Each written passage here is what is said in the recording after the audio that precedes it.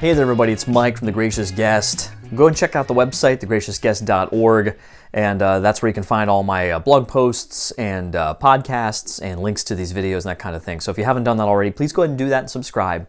I would really appreciate that. What I want to just mention briefly here to you today is that yesterday, my wife and I were able to, for the first time in many months, receive the Sacrament of Reconciliation.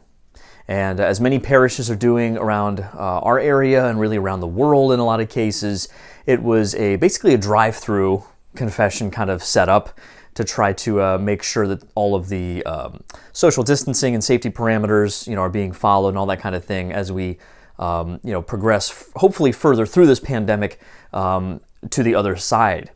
And in the midst of that, I have been, as I mentioned to many of you before, in a previous couple of podcasts I did, I've been struggling with all of this as much as anybody.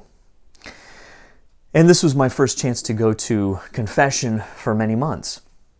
And I just wanted to share a little insight I had right after it, because the fact is I received the Sacrament of Reconciliation, and I feel nothing.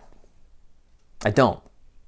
I didn't see some light break through a cloud. I didn't feel filled with the Holy Spirit and not angry or upset or confused or frustrated or spiritually dry. Like all of these things I've been feeling on a daily basis that I know so many of you have as well. It wasn't gone.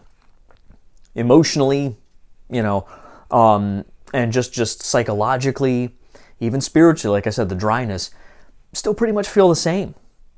But as soon as that hit my mind, this was within minutes of receiving absolution, what really, I think the Lord gave me to meditate on, and I'm continuing to do so, is, okay, I received this sacrament, I don't feel any different.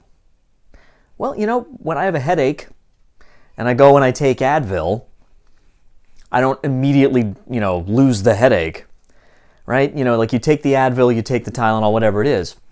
You have a really bad cold, a really bad flu, and you take some Dayquil or you take some Theraflu or whatever it is. Usually, when you take a medicine, you don't feel it right away. But a lot of times we don't find ourselves worrying or fretting because we know that it's a time release kind of thing. We know that it's going to take some time for that medicine to overcome the effects of what I'm feeling. And much in a similar way, I think, theologically speaking, the sacraments work, what's the Latin phrase that we all learned, if you're coming from a Catholic background. If you're not, it might sound weird, but ex opere operato. What it means is that basically the thing is effective in the performance of it, right? So like it's the doing of this thing that has objective power. So the good news is, so that doesn't really matter how good the priest's advice might be or how well you can hear him, or, confession is not, counseling. There can be that element to it. And when, I know from experience, when you get good advice, when you get sometimes a word in sort of counseling and guidance from the priest in the context of confession, it can be enormously helpful sometimes.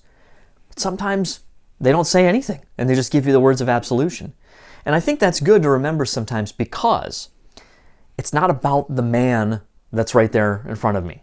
It's not about the bishop or the priest who's acting in persona Christi, in the person of Christ in the sacrament.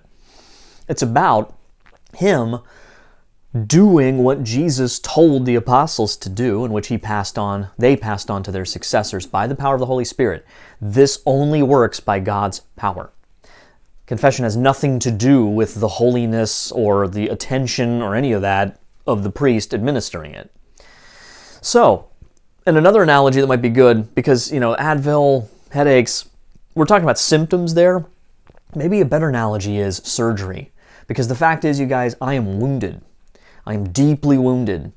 I got a lot of turmoil in me during these past few months. I don't know how to process a lot of things. I do not feel anything resembling the presence of God that I felt a year ago, lately. But that is all contributing. It's all part of a much deeper wound I have as a sinner. And sometimes when you have a really bad wound that requires surgery, even radical surgery, a lot of times, if you've ever had surgery, you know that during and after the surgery. A lot of times the pain can even be worse than it was. So it's not just about pain management, it's not just about symptom management.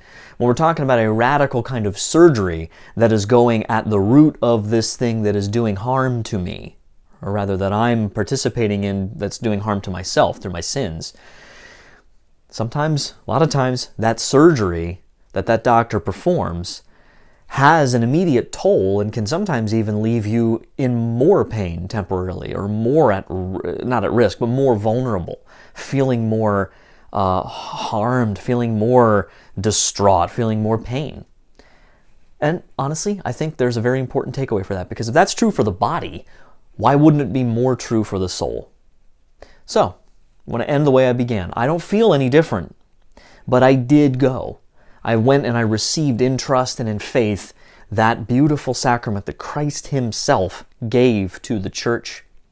And I am thankful, so thankful for it, especially in this time when I have not had the ability to go. I haven't even had the option. And I think in a lot of ways I might have gotten spoiled about the regularity that I could normally go and receive the Sacrament of Reconciliation. So maybe it's a time for me to consider that. Maybe it's a time for me to take it more seriously. Maybe it's a time for me to be more trusting that the Lord ultimately is the great physician who knows my wound and who knows how to heal it. And what I feel in the wake of that healing doesn't matter. So please pray for me. Know that I'm praying for you. God bless you wherever you're at in this challenging time. Know that prayers matter. Don't let anyone tell you they don't.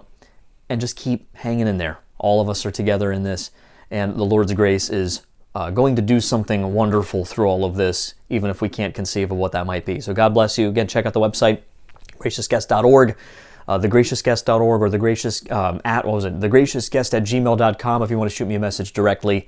And I haven't had a lot of content coming out lately because there's a lot of crazy stuff going on, and we had a baby. I should have mentioned that earlier. So a couple weeks ago at the time of this recording, so it's been pretty wild. Little baby Renata is keeping us busy.